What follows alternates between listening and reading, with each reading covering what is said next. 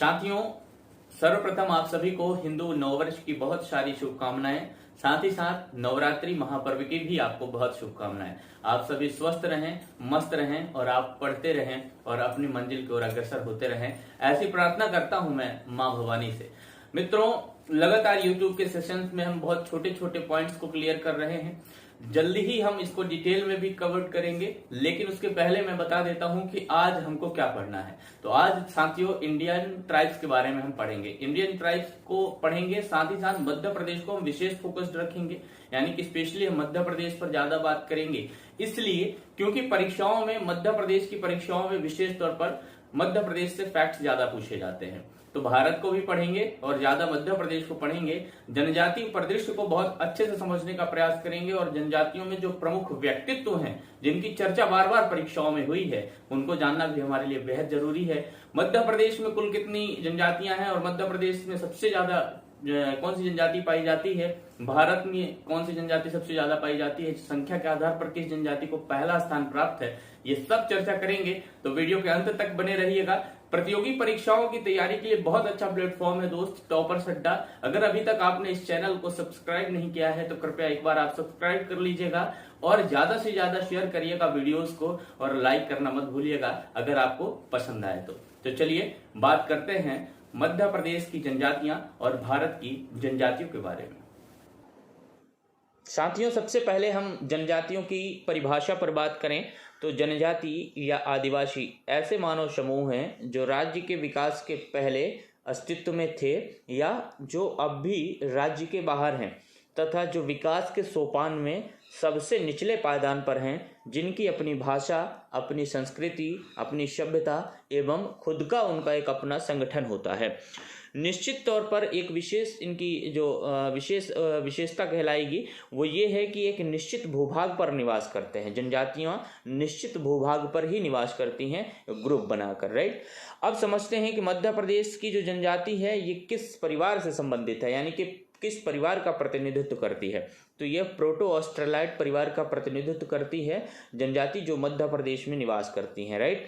और आपको ये भी पता है कि भारत में अगर हम जनसंख्या की दृष्टि से देखें, संख्या की दृष्टि से देखें तो मध्य प्रदेश पहला स्थान आता है जनजातियों की संख्या के मामले में, यानी कि मध्य प्रदेश राज्य में सबसे ज्यादा जनजातियां निवास करती हैं अन्य राज्य की अपेक्षाकृत संख्या में। अब आते हैं संविधान की बात करते हैं, इंडियन कॉन्स्टिट्यूशन की बात करते हैं। तो भारतीय संविधान के किस अनुच्छेद में अनुसूचित जनजाति को परिभाषित किया गया है, यानी जनजातियों को ही अनुसूचित जनजाति किसने कहा है, ये प्रश्न यहाँ से पूछा जा सकता है। तो साथियों, जनजातियों को अनुसूचित जनजाति कहा है भारतीय संविधान ने, और इसके बारे में किस अनुच्छेद में बात कही गई है तो 342(1) में बात कही गई है, 342 का में बात की गई है, राइट। इसके साथ ही साथियों बात कर रहे हैं अभी हाल ही में मध्य प्रदेश में एक नई जाति को अनुसूचित जाति की श्रेणी में शामिल किया गया है, वो है दहिया जाति।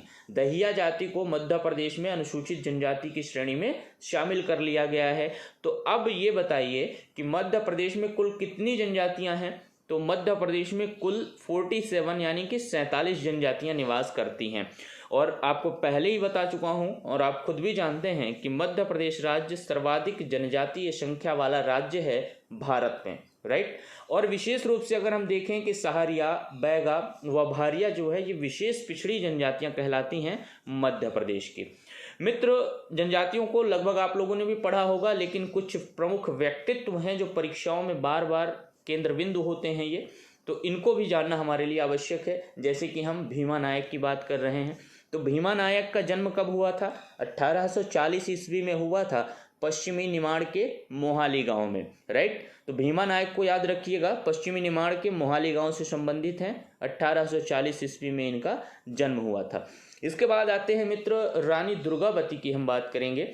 रानी दुर्गावती गढ़मंडला के राजा जो दलपत शाह थे उनकी पत्नी हैं, और दरअसल इनका जो जन्म था ये उत्तर प्रदेश में बांदा जिला में हुआ था 5 अक्टूबर 1524 में, राइट। और मृत्यु कब हुई थी तो 24 जून 1564 में आपकी मृत्यु हो गई थी। साथियों, जो रानी दुर्गावती थी इनके संबंध में एक फैक्ट ये भी है कि जो अपने पुत्र वीर नारायण के नाम पर ये शासन किया करती थी। कौन? रानी दुर्गावती। ये प्रश्न पूछा जा सकता है कि वीर नारायण किसके पुत्र हैं? तो रानी दुर्गावती के पुत्र थे कौन? वीर नारायण, राइट। अब आते हैं पेमा फाल्या की बात करेंगे, जिनसे संबंधित प्रश्न भी पीएससी में पूछा गया था। तो आपको बता देते हैं कि यहाँ पर जो भी टॉपिक हम डिस्कस करेंगे वो पीसीएस एग्जाम या वनडे एग्जाम के लिए काफ़ी हेल्प करेंगे साथियों, इसलिए पूरी वीडियो को लास्ट तक देखिएगा और हो सके तो आप इसके नोट्स बना लीजिएगा। जो पेमा फाल्या हैं, पिथौरा चित्रकला एक चित्रकला है जो कि भील जनजाति में विशेष तौर पर प्रसिद्ध है।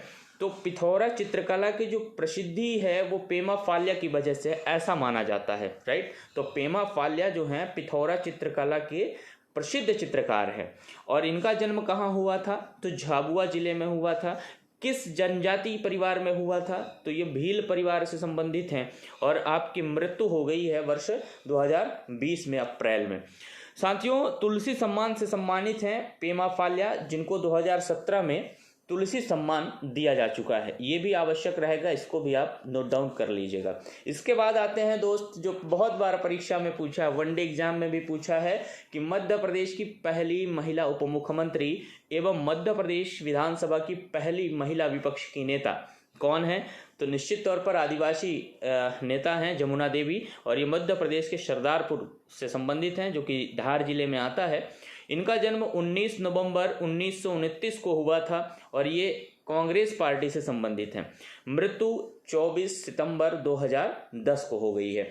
तो मध्य प्रदेश की पहली महिला उप मुख्यमंत्री, मध्य प्रदेश की पहली विधानसभा महिला विपक्ष की नेता जमुना देवी। याद रखेंगे। झलकारी बाई, झलकारी बाई को आप जानते होंगे, आपने अगर मध्य प्रदेश के इतिहास को पढ़ा है तो आप जानते होंगे कि रानी लक्ष्मीबाई की सहायिका थी, इनकी एक सहेली के रूप में हम जान सकते हैं। और इनका भी जन्म उत्तर प्रदेश राज्य में हुआ है, झांसी जिले में। कब? 1830, 22 नवंबर 1830 में जन्म हुआ था झलकारी बाई का। मृत्यु कब हुई थी? तो आपको पता है कि जो 1857 का रिवॉल्ट था हमारे मध्य प्रदेश में ही नहीं अपितु पूरे देश में, उसी के दौरान 4 अप्रैल 1857 को झलकारी बाई की मृत्यु हो जाती है। और ये भी कहा जाता है कि झलकारी बाई और रानी लक्ष्मीबाई बहन जैसी दिखती थी और इनकी जो शक्ल थी ना, ये एक दूसरे से मिलती जुलती थी। चलिए आते हैं राजा नरेश चंद्र सिंह। तो आप मुझे बताइए कि मध्य प्रदेश के पहले आदिवासी मुख्यमंत्री कौन? तो राजा नरेश चंद्र सिंह, राइट। कब रहे हैं? 1969 में रहे हैं ये सीएम, चीफ मिनिस्टर रहे हैं, हालांकि कुछ दिन तक ही रहे हैं और इसके बाद फिर हटा दिए गए थे। तो मुख्यमंत्री ये रहे हैं लगभग 13 मार्च से 25 मार्च तक रहे हैं, यानी कि बहुत कम समय तक रहे हैं और ये गोंड परिवार से संबंधित हैं।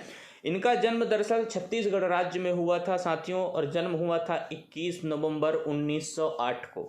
और तब मध्य प्रदेश और छत्तीसगढ़ एक ही राज्य की श्रेणी में थे और इनको विभाजित नहीं किया गया था, इसलिए हम मध्य प्रदेश के व्यक्तित्व में इन्हें पढ़ रहे हैं। मृत्यु हुई थी 11 सितंबर 1987 को और ये कांग्रेस पार्टी से संबंधित थे। तो याद रखेंगे छत्तीसगढ़ के हैं, बट आपको मध्य प्रदेश के पहले आदिवासी मुख्यमंत्री के रूप में राजा नरेश चंद्र सिंह को ही बताना होगा। इसके बाद भूरी बाई की हम बात करें तो ये एक चित्रकार थी, एक कलाकार थी और ये भील परिवार से संबंधित हैं। झाबुआ जिले में इनका जन्म हुआ था, पिटौल गांव में। और साथियों देखिएगा, ये बहुत इंपॉर्टेंट फैक्ट करेंट अफेयर से रिलेटेड है, आप देख सकते हैं हाईलाइट है कि 2021 में इन्हें आदिवासी लोक कला के लिए पद्मश्री पुरस्कार भी मिल चुका है। तो ये 2021 के लिए बहुत इंपॉर्टेंट इन्फॉर्मेशन रहेगी भूरी भाई के लिए, जो कि झाबुआ के पिटौल गाँव से संबंधित हैं। इन्हीं को 1986-87 में मध्य प्रदेश का सर्वोच्च शिखर सम्मान भी दिया गया था एवं 1998 में अहिल्याबाई सम्मान भी इन्हें दिया जा चुका है, जो कि जनजातियों को यानी कि आदिवासियों को दिया जाता है, विशेष तौर पर महिलाओं को।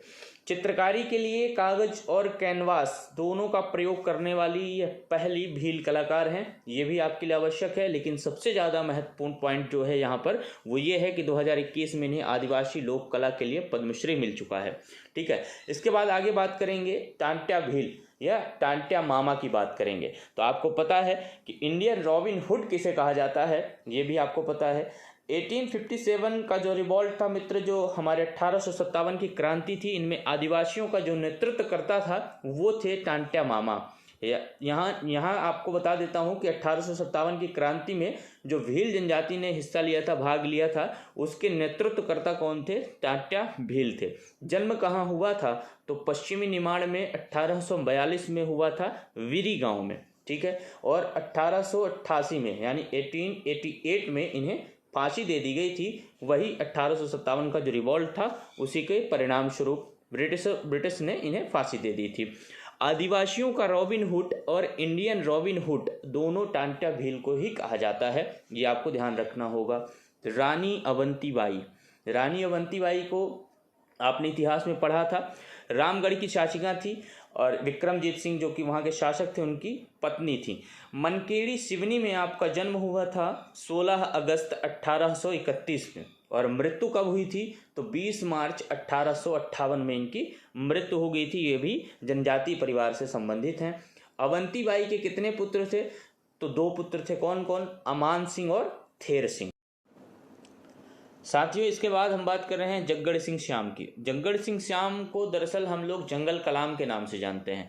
जंगल कलाम एक चित्रकारी है जो विशेष तौर पर गोंड जनजाति की चित्रकारी है। इसके जनक कहे जाते हैं जग्गड़ सिंह श्याम, और इन्हीं को जंगल कलाम की उपाधि दी गई थी। और आपका संबंध है डिंडोरी जिले से है और गोंड परिवार से है। मित्र, यहाँ पर एक छोटी सी और जानकारी आपको बता देता हूँ कि भारत की कुल जनसंख्या का, यानी कि 2018 की जनगणना के अनुसार भारत की कुल जनसंख्या का कितने प्रतिशत जनजातीय संख्या है?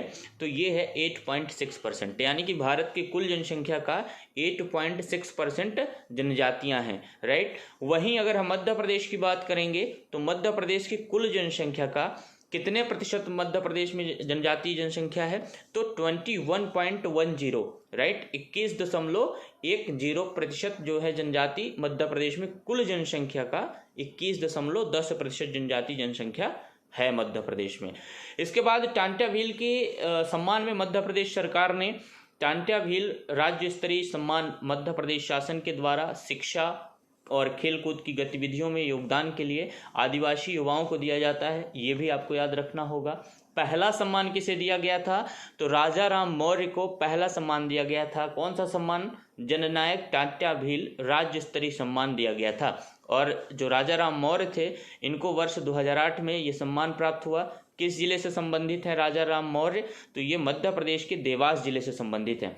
तो मित्र, जनजातियों पर हमने बहुत संक्षिप्त आपको जानकारी उपलब्ध कराई। अगर आप विस्तृत जानकारी चाहते हैं तो कमेंट बॉक्स पर आप लिखें, और ये बताना मत भूलिएगा ये वीडियो आपके लिए कितना कारगर है। Thank you so much. मिलते हैं नेक्स्ट वीडियो पर। ओके।